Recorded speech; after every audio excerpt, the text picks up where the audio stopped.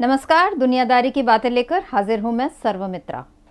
उत्तर प्रदेश में कांग्रेस सभी 403 सीटों पर चुनाव लड़ेगी और जीतेगी, ये ऐलान अब हो चुका है। ऐलान किया है प्रियंका गांधी ने, तो इसे हवा में भी नहीं उड़ाया जा सकता, क्योंकि हम सब देख रहे हैं कि प्रियंका गांधी किस तरह यूपी के कोने कोने तक खुद पहुंचकर कांग्रेस को नए सिरे से मजबूत करने में लगी हुई हैं। उनकी रैलियों में लाखों की भीड़ जुटती है और जब प्रियंका गांधी सड़क पर निकलती हैं तो उनसे मिलने, हाथ मिलाने, फोटो खिंचवाने के लिए लोग उमड़ पड़ते हैं। उनके ट्वीट्स पर हजारों लाइक्स मिलते हैं, उन्हें रीट्वीट किया जाता है।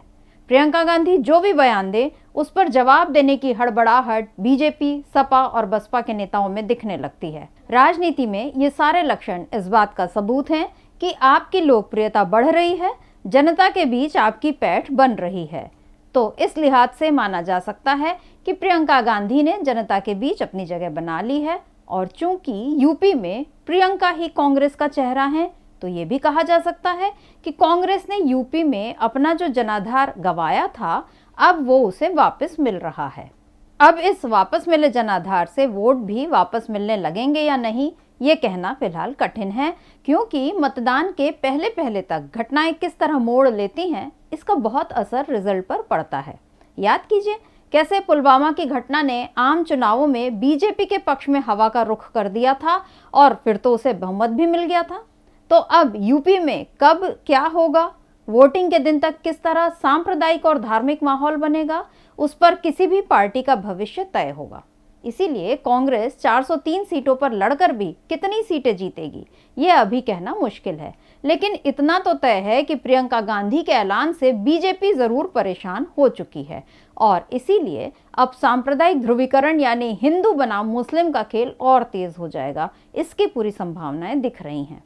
तो कैसे तैयार हो रही है यूपी में सांप्रदायिकता की जमीन, इस बारे में भी बात करूंगी, लेकिन पहले सुनते हैं कि प्रियंका गांधी ने कल बुलंदशहर में कांग्रेस प्रतिज्ञा सम्मेलन में क्या ऐलान किया। यहाँ पर कांग्रेस को मजबूत करने आए हैं, क्योंकि कांग्रेस ही इस देश के लिए खड़ी है आज, क्योंकि कांग्रेस ही इस देश की सच्चाई सामने ला सकती है, कांग्रेस ही लड़ रही है।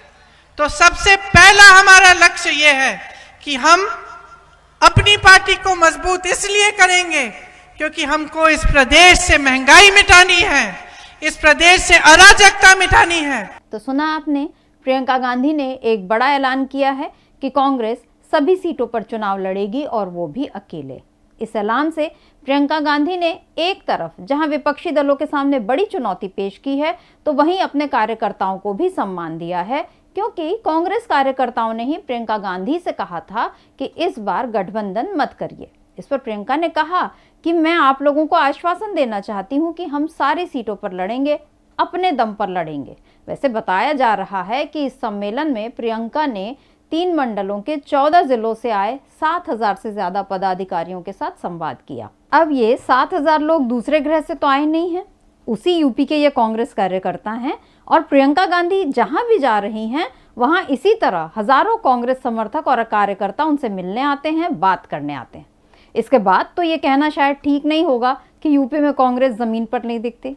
खैर, प्रियंका गांधी ने कांग्रेस को फ्रंट पर लाकर लड़ने का फैसला कर लिया है और कांग्रेस कार्यकर्ता इससे निश्चित ही उत्साहित होंगे।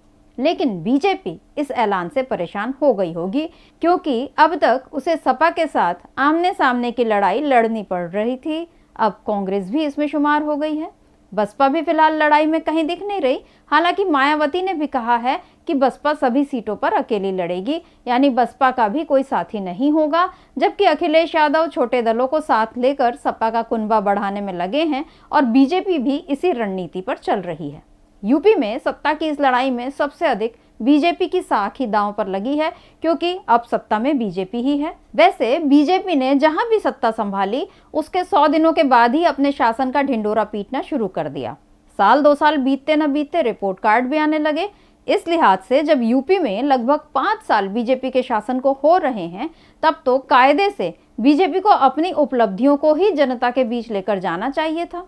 जो काम अब तक बीजेपी ने किए हैं उनका लेखा जोखा जनता के सामने रखना चाहिए था। मगर अभी मोदी जी और योगी जी योजनाओं का शिलान्यास, परियोजनाओं का उद्घाटन करने में लगे हुए हैं। विकास का वह भी जनता के सामने कैसे बोलें, इसका कोई पुख्ता आधार बीजेपी के पास नहीं है। इसीलिए अब बीजेपी अपने जाने पहचाने दांव को चलने में लग गई है। आप समझ ही रहे होंगे कि मैं किस बारे में बात कर रही हूँ। जी हाँ, बीजेपी सांप्रदायिकता और इतिहास की गलत बयानी में फिर जोर शोर से जुट गई है। जिन्ना का दाव अखिलेश ने चला तो बीजेपी को अपनी रोटियां सेकने के लिए बढ़िया मौका मिल गया। अक्टूबर में दिया गया अखिलेश का बयान नवंबर आधा बीतने के बाद भी भुनाया जा रहा है।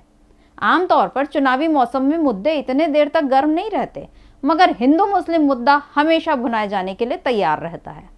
कल ही लखनऊ में आयोजित सामाजिक प्रतिनिधि सम्मेलन में सीएम योगी ने अखिलेश यादव के जिन्ना वाले बयान पर टिप्पणी की कि विपक्ष के पास मुद्दा नहीं है, वो सरदार पटेल का अपमान करना चाहते हैं। राष्ट्र नायक सरदार पटेल एक ओर हैं और राष्ट्र को तोड़ने वाले जिन्ना दूसरी तरफ हैं। वो लोग जिन्ना का समर्थन करते हैं और हम सरदार पटेल का समर्थन करते हैं। जो लोग आज जिन्ना का समर्थन कर रहे, वो एक प्रकार से तालिबान का भी समर्थन कर रहे हैं। इसके बाद योगी जी ने यह भी कहा कि आज़ादी के बाद पिछली सरकारों के कालखंड में कभी कोई ऐसा कार्य नहीं हुआ जो कहा जा सके कि भारत के गौरव को आगे बढ़ाता हो। जो लोग विभाजन की बात करते हैं वो एक प्रकार से प्रत्यक्ष रूप से तालिबानीकरण को समर्थन देने का कार्य करते हैं। योगी जी की इन दोनों टिप्पणियों में लोचा है। उन्होंने सरदार पटेल को राष्ट्रनायक बताया, ये तो ठीक है, लेकिन उन्होंने कहा कि हम सरदार पटेल का समर्थन करते हैं। यहाँ योगी जी से पूछा जा सकता है कि क्या वाकई ऐसा है, क्योंकि सरदार ने तो संघ पर बैन लगाने का कदम उठाया था। राष्ट्र की एकता और धर्मनिरपेक्षता के लिए उन्हें संघ की गतिविधियां सही नहीं लगती थीं। क्या योगी जी इस बात पर भी पटेल का समर्थन करेंगे? अब आते हैं दूसरी टिप्पणी पर, जिसमें योगी जी ने कहा कि आज़ादी के बाद पिछली सरकारों के कालखंड में कोई ऐसा काम नहीं हुआ जो भारत के गौरव को बढ़ाता हो। यहाँ योगी जी बहन कंगना की बात को काटते नजर आते हैं, क्योंकि कंगना ने तो देश को अभी यही बताया कि हमें आज़ादी 2014 में मिली, उसके बाद तो सरकार मोदी जी की ही रही। तो योगी जी किस आज़ादी की बात कर रहे हैं, 1947 वाली या 2014 वाली? खैर, योगी जी चाहे जिस आज़ादी की बात करें, ये तो तय है कि इतिहास को लेकर उनके ज्ञान में काफ़ी गड़बड़ झाला है। तभी तो कल लखनऊ में योगी ने यह भी कहा कि इतिहास में सम्राट अशोक को या चंद्रगुप्त मौर्य को महान नहीं बताया गया, लेकिन चंद्रगुप्त मौर्य से हारने वाले सिकंदर को महान बता दिया। इतिहासकार इन मुद्दों पर मौन हैं, क्योंकि सच्चाई भारतवासियों के मन में आ जाएगी तो भारत फिर से खड़ा हो जाएगा।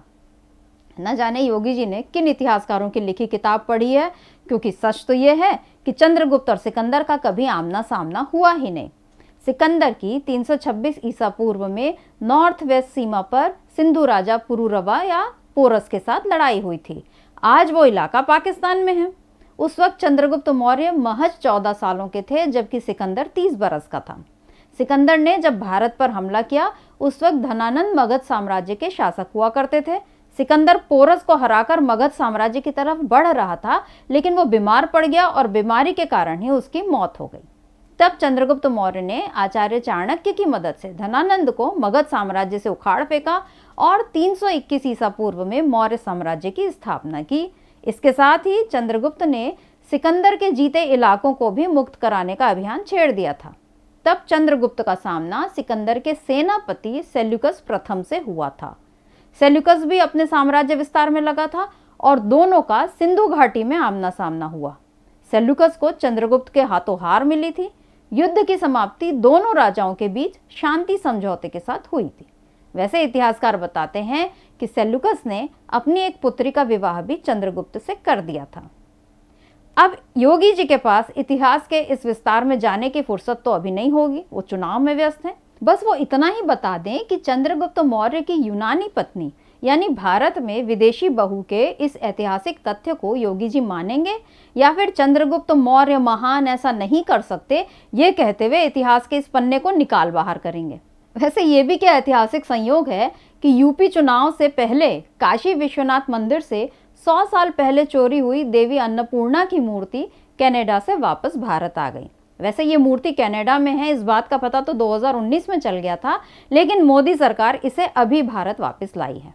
फिर बीजेपी ने इस मूर्ति को यूपी के कई इलाकों में घुमाया और इसे मोदी जी के हिंदुत्व के लिए एक और योगदान की तरह पेश किया।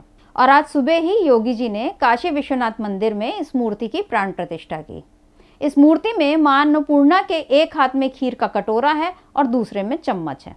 देखना दिलचस्प होगा कि इस मूर्ति को लाने का प्रसाद बीजेपी को किस तरह मिलता है। तो आज के लिए बस इतना ही। देखते रहिए डीबी लाइव। नमस्कार।